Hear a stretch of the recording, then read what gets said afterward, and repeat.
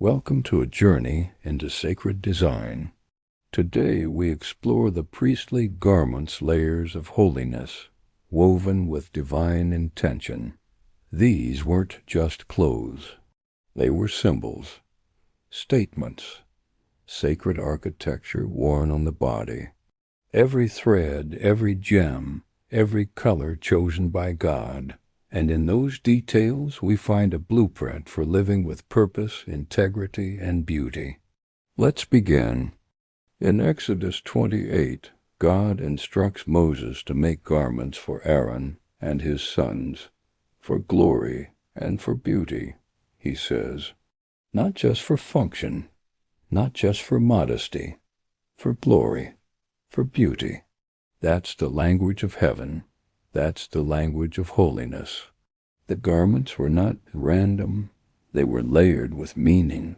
The ephod, the breastplate, the robe, the tunic, the sash, the turban. Each piece told a story. Each stitch carried weight. Let's start with the ephod. It was made of gold, blue, purple, scarlet, and fine linen. 5 colors, 5 dimensions. Gold for divinity, blue for heaven, purple for royalty, scarlet for sacrifice, linen for purity, woven together into one garment. Unity in diversity, holiness in harmony. And isn't that what we're called to wear? In our modern lives, we wear many roles: parent, leader, artist, friend. But holiness isn't about choosing one. It's about weaving them together, living with integrity, dressing our lives in glory and beauty. The ephod had 2 onyx stones on the shoulders, engraved with the names of the 12 tribes, 6 on each stone, carried on the priest's shoulders, a symbol of intercession, of responsibility, of bearing others in prayer. And today we're still called to carry names, not engraved in stone, but etched in our hearts, the names of those we love, those we lead, those we serve.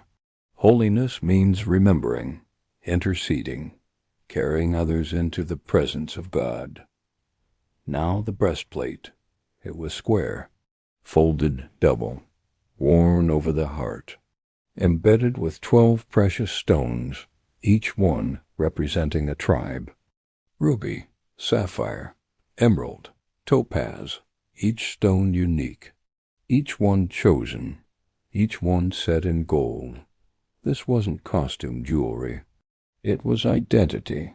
The priest carried the people over his heart, not just on his shoulders. That's intimacy. That's compassion. That's leadership. And in our lives, we need both. Shoulders for strength, heart for love. We carry burdens, but we also carry people. We advocate. We protect. We remember. The breastplate also held the Urim and Thummim, mysterious tools of divine decision-making. They weren't magic. They were sacred instruments for discerning God's will. And today we still need discernment, not stones, but spirit, not rituals, but relationship. Holiness isn't blind obedience. It's wise listening. Let's talk about the robe. It was blue, all blue, a color of heaven, a reminder of divine perspective. Around the hem were pomegranates and golden bells. Pomegranates for fruitfulness, bells for sound. When the priest walked, the bells rang, a sound of holiness, a rhythm of reverence. And today our walk still makes sound, our choices echo, our presence resonates. Holiness isn't silent, it's heard, in kindness, in truth, in courage and grace. The tunic was white linen, simple, pure, hidden beneath the outer garments. And that matters, because holiness begins beneath the surface. Before the gold, before the jewels, there's purity, there's humility. In our modern world, we love the outer garments, the platforms, the titles, the aesthetics, but God starts with linen, with what's hidden, with what's real. The sash tied it all together, a belt of purpose, a symbol of readiness, and the turban worn on the head had a gold plate engraved with the words, "Holy to the Lord," a declaration, a crown, a reminder. And here's the truth.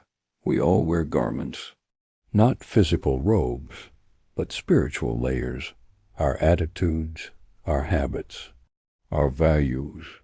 And holiness is found in the details, in the way we speak, the way we serve, the way we forgive, the way we show up. Let's bring this home. Imagine your life as a priestly garment. What colors are woven in? What stones are set in place? What sounds do your steps make? What names do you carry? What truth is engraved on your forehead? Holiness isn't abstract, it's detailed, it's daily, it's deliberate. In your workplace, holiness might look like integrity, showing up on time, speaking truth, refusing gossip. In your home, it might look like patience, listening, apologizing, creating peace. In your creativity, it might look like excellence, thoughtfulness, beauty, purpose. And in your pain, holiness might look like surrender. The priestly garments weren't just for ceremony. They were for connection. They allowed the priest to enter the holy place, to stand before God, to represent the people, to receive instruction, to offer sacrifice. And today, we are the priests. Not by title, but by calling. We are invited into the holy place, into intimacy, into intercession, into impact. But we must dress accordingly, not in perfection, but in preparation, not in performance, but in purity, not in fear, but in faith. Let's pause.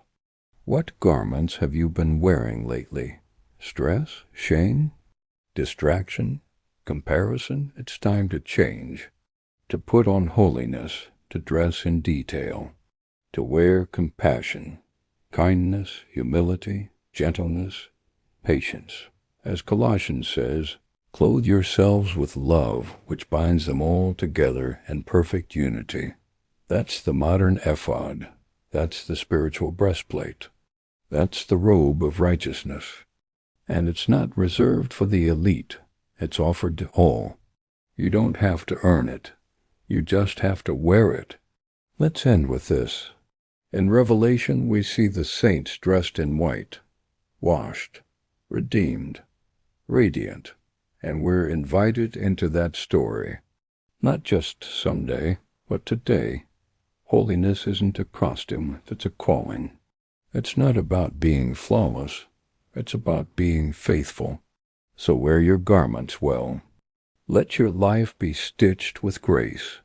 Let your heart carry names. Let your walk ring with truth. Let your forehead declare, "Holy to the Lord," because holiness is not just in the big moments, it's in the details. And you, my friend, were made to wear glory and beauty.